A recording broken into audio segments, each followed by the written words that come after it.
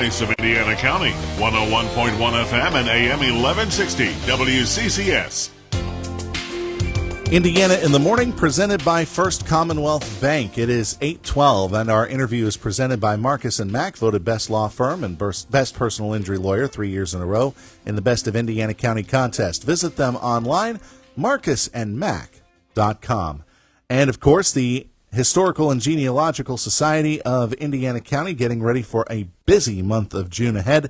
And joining us to talk about it is Jonathan Bogert with the Society. Jonathan, how you doing this morning? Doing good, Josh. Thanks for having me on. Good to see you once again, and everybody can see you if you're checking in on Facebook Live as well, so be sure to remember that. So, Jonathan, as I said, busy month of June coming up. Incredibly. Last time I was on with Todd, we were talking about how April just kind of flew by, and it seems like May has followed suit. I have no idea how the month went by. I have no idea how the year's going by, to tell you the truth. Much too fast. Yes. But now, all history at this point, right? Oh.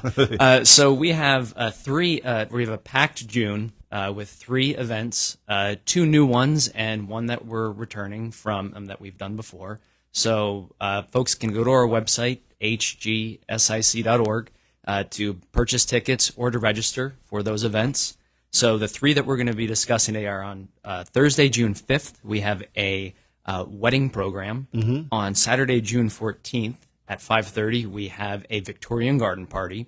And then Sunday, June 29th, a murder mystery dinner at 6:30. And all these taking place on the campus of the Historical Society. And all of this sounds like it's a lot of fun. Let's start with the wedding stuff, since June is the traditional month of weddings. Yes, that's coming up very quickly. That's going to be in the Clark House at 6:30 p.m. on Thursday, June 5th. And there's still space available. And this event is free. So we encourage folks to join us for that. So what is this going to entail? What are some of the things that people might see? All right, so they're going to see 2 authors, Hillary Hawk, who has been with us before, and Kathleen Shoup. And our program committee was looking at one of the books that they assembled recently called Wedding Season, and it covers just those happily ever after stories. And we thought, okay, June is wedding month, so let's kind of combine that with some Western Pennsylvania traditions as well as a wedding dress display.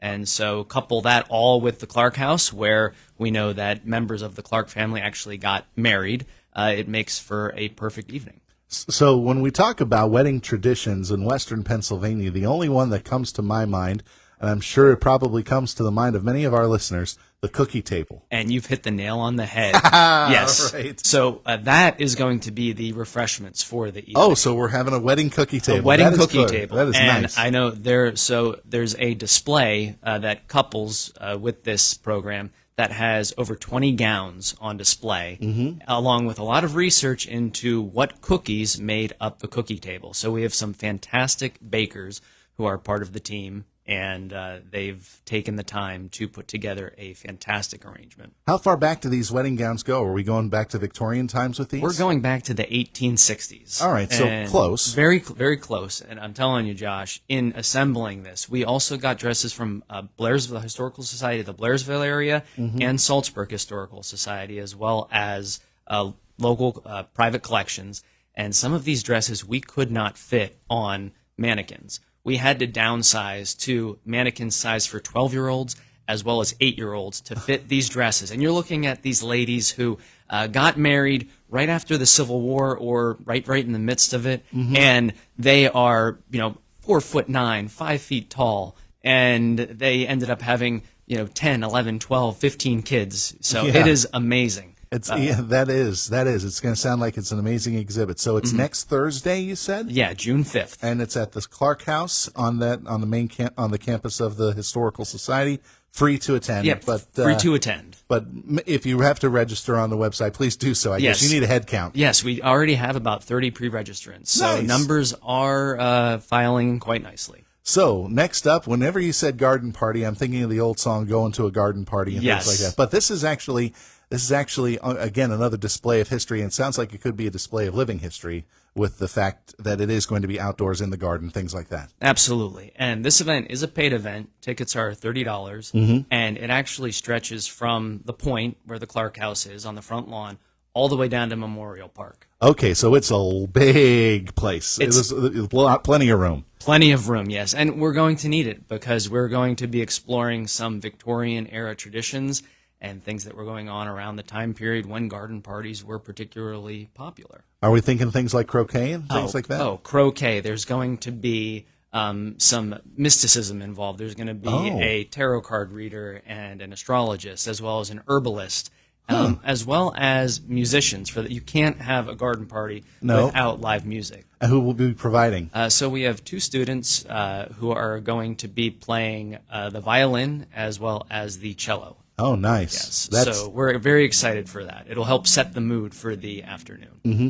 And you mentioned mysticism. It is actually it needs to be noted that kind of came into popularity during the Victorian era. Yes, very popular during the time period. There was a lot that the nation was struggling with at the time, and we were looking for sort of an outlet or a way to kind of make sense of it all. Mm-hmm. All right. Some fascinating stuff. All right. And are people encouraged to, if they have the ability to, can they dress up for this in Victorian gear? Absolutely. We're encouraging people to dress up for this event and to just kind of take on that feel of a Victorian garden party from the era. We want you to be immersed in the era. Excellent. So when is that one again? What time will it start? Yes, that one is Saturday, June 14th, and that one starts at 5:30 p.m., and it runs over the course of the evening. And again, this will be all over the campus of the Historical Society, expanding into Memorial Park. Even. Yes, I think that's where we're doing the croquet. Okay, that sounds like it's going to be a lot of fun, and that is a hard ticket event, $30, as we mentioned. So the final event that's coming up is going to be the murder mystery, and got some old friends from the theater to help out with that. Absolutely. That's taking place on Sunday, June 29th at 6:30 p.m., and that is a pre-registration event, $35 per ticket. And Mary Jo Bowes, who has orchestrated programs for our teas as well as other events, has written the script for this murder mystery dinner. And she's actually handpicked the cast of people appearing. So she has a good sense of taste with that. Yes, she does, and a very well experienced director as well, with not just Indiana players, but also with children. I'll say high school theater as well. So from what I saw in the promotional materials for this, because I did see this on the Facebook pages. Wonderful. Sam Spade is going to be involved. Yes. Now, I know Sam Spade from, we know him from the Maltese Falcon. Humphrey Bogart played that role. It was probably one of the more popular detectives back in the days of radio and in the early days of movies. And Dashiell Hammett just had a great success with that Hard-Boiled Private Eye. Yes. So is that what we're kind of looking at, or is this going to be more kind of a comedic pistache of that, or is it just a good excuse to have fun? Well, a combination. I know Mary Jo's written in some comedy. She's very good with those one-line zingers. Oh, yes. And some of those jokes that you have to think about a little bit. But it's set during the World War II era, and the premise is that we're in a canteen where there are 3 soldiers who are taking a break and from their service. They're on leave, and they get to interact with some Hollywood stars. Okay, Yes. Yeah, that was actually very common back in those days. Not just the USO tours, but also I think there was a film called The Hollywood Canteen, where stars routinely went to entertain soldiers who were stateside. Yes. So that, I guess, is the setting then for this. That's our title, Shootout at the Hollywood Canteen. Oh, boy. So you hit the nail on the head. All right, so that's $35, and the day of that again is? That's going to be Sunday, June 29th at 6:30 p.m. And that's going to be at the Historical Society? In the Armory, which makes sense. Makes sense. Yes, it does. does. Company F would have operated out of there, and we would have had lots of things going on during World War II. Definitely. This is you're right. This is busy. It's 3 big events, one right after the other. But of course, the Historical Society always open for some of the museum exhibits that are there. What's currently in there right now? Currently, and we're open 9 to 4 Tuesday through Friday, and Saturdays 10 to 3. And right now, we actually have from Shavers Spring to Hamilton Field, and it discusses transportation in Indiana County, starting with the earliest footpaths, moving all the way to ending with Hamilton Airfield. And there's a little bit of Jimmy Stewart, the airfield and everything over there. So very exciting for anyone interested in the way we got from point A to point B traditionally. Yeah, definitely. And if anybody wants more information, they can go to the Historical Society Facebook page, right? Yep, Facebook page or website, which has a list of all of our events, and that's hgsic.org.